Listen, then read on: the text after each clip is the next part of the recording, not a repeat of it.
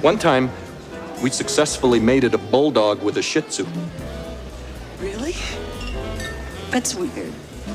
Yeah, we called it a bullshit.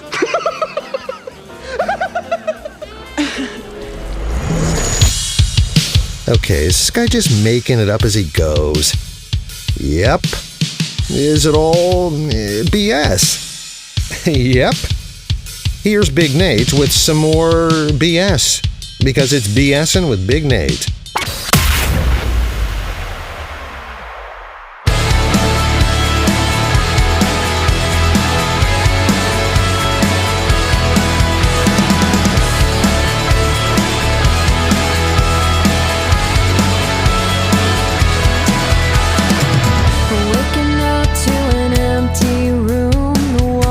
Caved in, anger knocking at your door, the patience worn thin. Still hiding, never thought we'd sing this alone. Dividing, never knowing where to go. When the passion's never watered down, it's like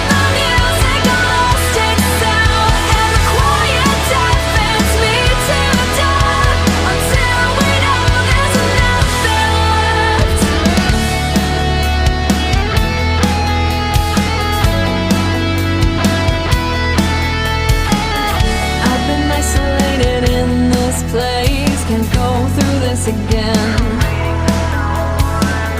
Though it's home, you know I don't feel safe. Right back to where I've been, to where it all began. Still hiding, never thought we'd sing this alone. Dividing, never knowing where to go.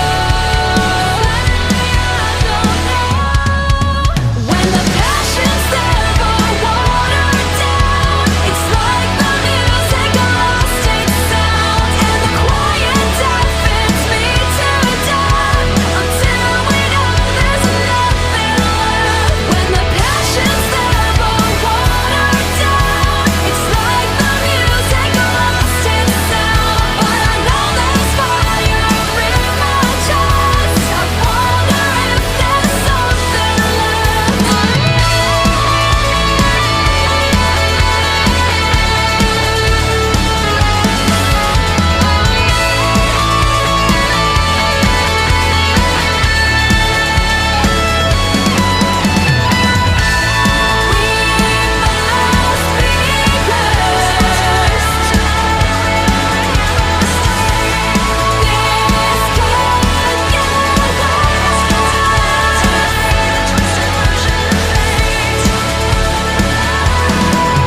when the passion's never watered down, it's like the music lost its sound, and the quiet deafens me to death until we know there's nothing left. Until we know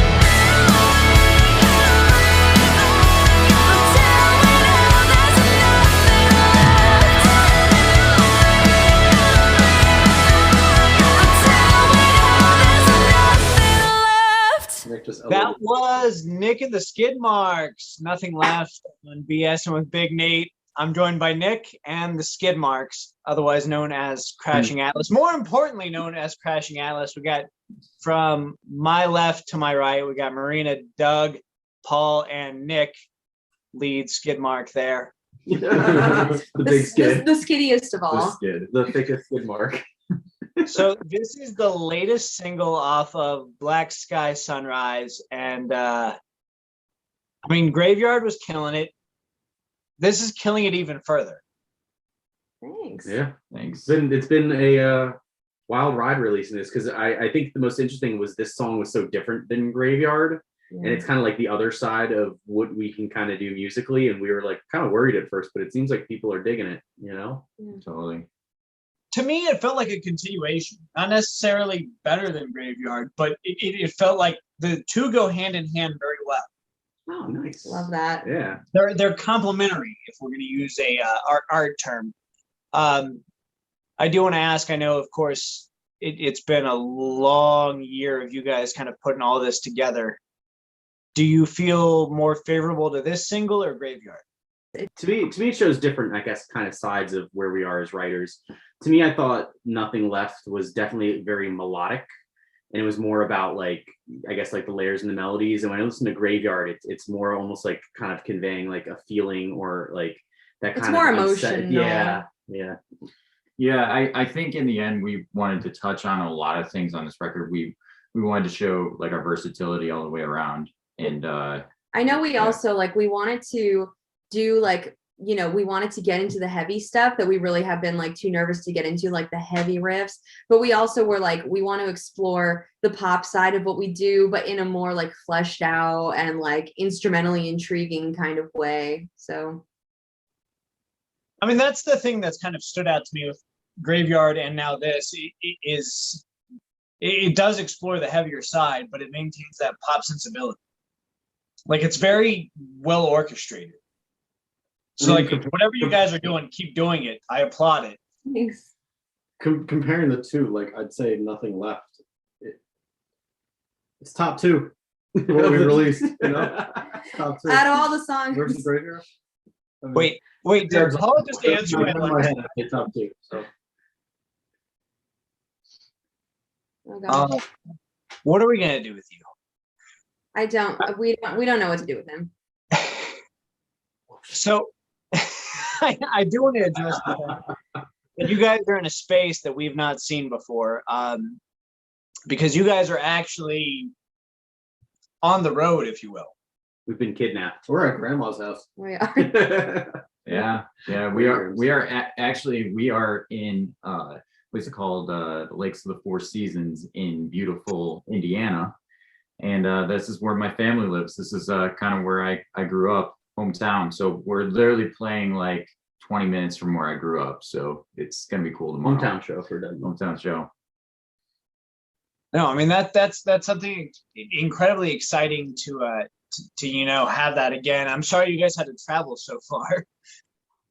It just feels good to be knowing that within the next day or so we're going to actually be able to perform these songs that we've been working on for so long in front of actual people. And it's something we've been, since we started writing these, I know we've been looking forward to actually being able to like share them live and see how people like it. It's an endurance thing too. Like if we were able, it's one thing to prepare for the show, but then to be able to sit in the car with Nick for 10 straight hours, like I don't know if we can do that. We can do We anything. can do anything. Teamwork. Yeah.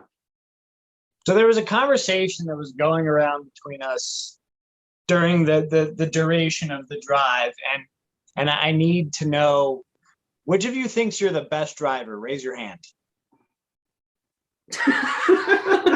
You know what? I applaud Marina's honesty. Listen, Paul is too heavy on the accelerator at times and I- drives too jerky. I just want to say, Doug hasn't driven yet, and Marina scares me because her glasses are missing one of the parts. But of Nick the can frame. also Nick can't quite see over the steering wheel, so it puts him at a disadvantage. So. listen, I want to say, I don't think I'm a bad driver. I just know that I'm one to take like wrong turns every once in a while or miss turns. the Like definition of a bad driver. I'm not a bad driver. I'm not a dangerous driver though. Nick Like almost drove us into an intersection and got us hit. I That didn't happen. drive It quite happened. efficiently. I get us where we have to go. Okay. Paul, you almost ran us into the wrong lane. And Nick failed the four-way stop. I didn't. Oh yeah, that did happen. It did. Yep, You there know, you go. you know what I would say? I think of all of us, I think Doug is probably the best driver just because you've driven the craziest vehicles and you've driven like a lot. And he didn't drive at all today. I did not. I wanted to see what you guys were made of. But to be fair, Doug said he would drive the entire way back home by himself, and we just we really like that. baby. Man. Thank you, bud. We appreciate Doug was the one who immediately proclaimed he was the best driver earlier today. So I'm excited to hear what he does when he's put to the test. Fun little segue, fun little sidestep. I've got to ask. So Nothing Left's out, Graveyard's out. What's next from Black Sky Sunrise? Oh, Ooh, we got a um, mix today. we got a mix back for our next single today, and it sounds freaking rad. Like we have barely any complaints about it. We're just like, we can't wait to get this one out. But before we do that, we are trying to get a music video for Nothing Left released. Mhm. Yeah, so that's we got we have all the edits done on it. I think it's just doing color grading now, and we're working with our friend Reds, who's awesome. She's done pretty much All of our She music did videos. Monster, she did Graveyard, she did she did Savages Yeah, too she did before. that Yeah, too. and she does fantastic work. So we're getting the finishing touches on it. Hopefully within the next maybe week or two, we have that out on YouTube, and then hopefully we're trying to continually release content every couple weeks up until the album drops. So there should be a lot more music on the way soon. Well, we're looking forward to all of that. I do think it's important to bring this up. And let's keep in mind the album's in the can, but you guys are a working band.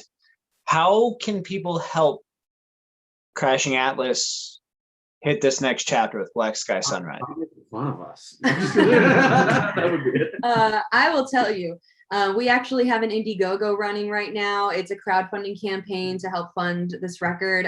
It's all finished and everything, but everything we get from that Indiegogo is going to really help with us getting new merch and, you know, getting us on radio campaigns and advertising our songs and more music videos. And like, we already did all the stuff we have to do, the heavy lifting with making the album. This is just about bringing the album to life and stuff like that. So and also helping pay for some of the stuff making the album. Helping us make more of these. Yeah. We've been sitting and we made these by hand tonight. Yeah. So that anyone that's comes to the next couple shows, these CDs were all cut out. Paul, look at his poor hands. Look at his hands. Look at his hands. I've got blisters on me fingers. No, I don't. He's been cutting, trimming everything to the right dimensions. So these are all handmade by us. So if you get it, it's super personal. But yeah, the Indiegogo is just a really, really helpful place to start if you guys want to throw a couple bucks into helping us make the album a success. And if for some reason you can't contribute, always, liking, sharing our stuff.